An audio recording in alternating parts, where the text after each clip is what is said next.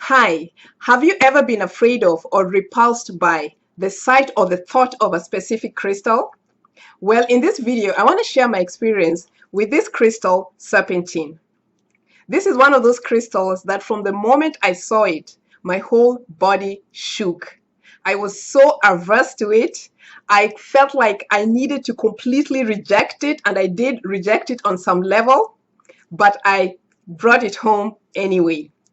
And in this video, I want to share some of the things that I learned from this crystal. As a matter of fact, I'm still not really comfortable with it, and it took me a long time to really even get to bringing it out and touching it and trying to work with it, because I was so blocked and my feelings about this crystal was so deeply rooted in just get away from me.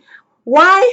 Because I'm afraid of snakes. I'm afraid of serpents. The moment I was told that this crystal is called serpentine, I said, oh no, hell no. This is just not my cup of tea.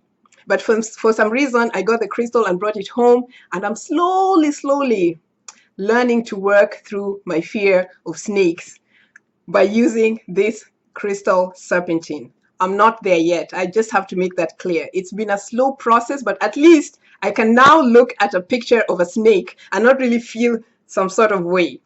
So, it's so funny how certain things are so locked up in our minds. And some crystals come into our lives. We might feel that aversion to them, but they're here to bust those illusions. Those illusions and those mindsets, those programming, those things that we were put into our heads, especially when we were small or young, that we have believed and that are influencing us in some way that is not so good. And trust me, I know serpents are good. All God's creations are good, right? And they do have their role. And of course, the serpentine crystal is used for, a lot of kundalini awakening situations. And it really does have its own uses. It's just that for me, I really had a difficult time. I still do have a difficult time working with serpentine. I'm getting there. So the first thing that this crystal has taught me is to bust the illusion, because now I have this serpentine crystal at home and I've had it for a long time, and I observe it cautiously, trying to get the information from it. And I know that the first thing that this crystal is here to teach me is to bust illusions.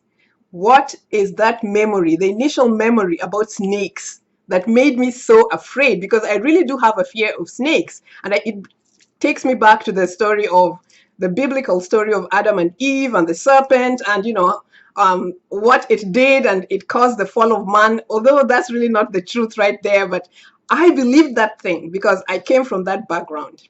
And I do know a lot more about what that signified, but it's so shocking how these things can be locked in your head. And I've always been afraid of snakes from the beginning, when I heard about that story in the Bible.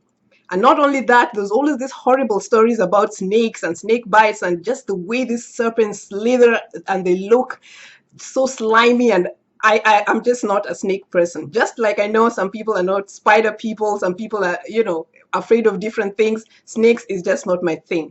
I tell you, when I see a snake, I've seen a couple because I love to walk. And sometimes I see a snake on the road.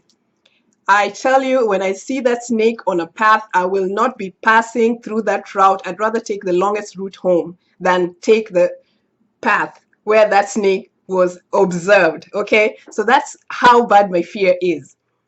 I'm getting there. The last couple of weeks, I've looked at some pictures, like I said, of some snakes, and I was able to sit there and at least admire how beautiful their skins are. So serpentine or crystals that you might feel averse to might be here to help you to bust some illusions. Another thing that crystals like this serpentine can do for you is to help you clear out those shadow aspects. Obviously, they bust the illusion. It's not really true that snakes are a certain way. And now that you know that, then now let's clear those shadow aspects, those inner things that create that initial fear, because we have to do the inner work to move those things out of ourselves. And that means doing the shadow work. And number three, filling our lives, even sending those snakes unconditional love, sending all those creatures and everything that we are afraid of unconditional love. Because if we can't really cast out that fear, we know that perfect love casts out fear. So unconditional love can help us and assist us in the process of doing the shadow work to clear out those energies of fear from our system after we have busted those illusions. And then crystals also that we are averse to, like serpentine. And in my case also, I remember in the beginning, I was really averse to the color pink, and rose quartz was just not a crystal that I would have worked with. But it's so funny because everyone was telling me at that time, Caroline, you got to get a rose quartz. And I was thinking, I don't like pink stones for some reason, because my heart was so hard, man. I wasn't into anything about love. I was cold. I didn't want anything to do with love. So anything that represented the idea of love, like the color pink, for some reason was just not my thing. And so I was really averse to rose quartz. So sometimes when these crystals that you are averse to, or that you feel a repulsion toward, or you feel like you're rejecting on some levels, when they come into your life, there's definitely a purpose. Just, bring the babies in, bring those crystals into your life, and then begin to work on them with a specific intention of understanding the messages that they're bringing to you. If your heart is cold, if you're not open to love, if you feel like, things have just been so bad that, if you're not a rose quartz person, open up your heart, because I tell you, that crystal is like really speaking loudly and telling you that it's time for you to open up your heart and allow the light in, allow the love in. Because without that, you won't be making any forward movement. There's not going to be any constructive progress in your life. So crystals like these also help. The ones that you're averse to also help at least to introduce the element that you're resisting into your life. Another thing again that I think about when I'm working with crystals like serpentine here, snake crystal here, is the fact that I recall that at some point in my life, I really hated the color purple.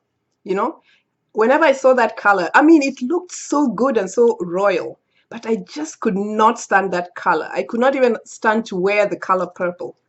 It was just too much for me, And then I was realizing the other day, Caroline, you probably were really averse to this crystal because you are not ready for that frequency of purple. Purple is a very high frequency color that transmutes on a very high spiritual level. So I wasn't there. I wasn't there spiritually to receive the energies and the vibration of that high spiritual calling that purple was demanding. So sometimes you can also get a crystal that you're averse to, that you feel repulsed by, that you feel that you are rejecting at the moment, because you are not yet ready for that energy.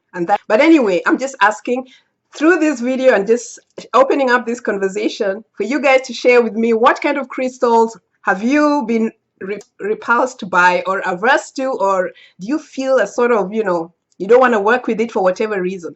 What kind of crystal is that? And please let me know why you feel that way. I love you guys. I love all crystals. I do. I even love serpentine. It's teaching me. It's a slow process, but I have to say, at least now my heart is open. And I've learned many, many things from this beautiful crystal that I initially rejected, and I'm slowly allowing back into my experience. I'll see you guys next time. Enjoy all your crystals. Bye.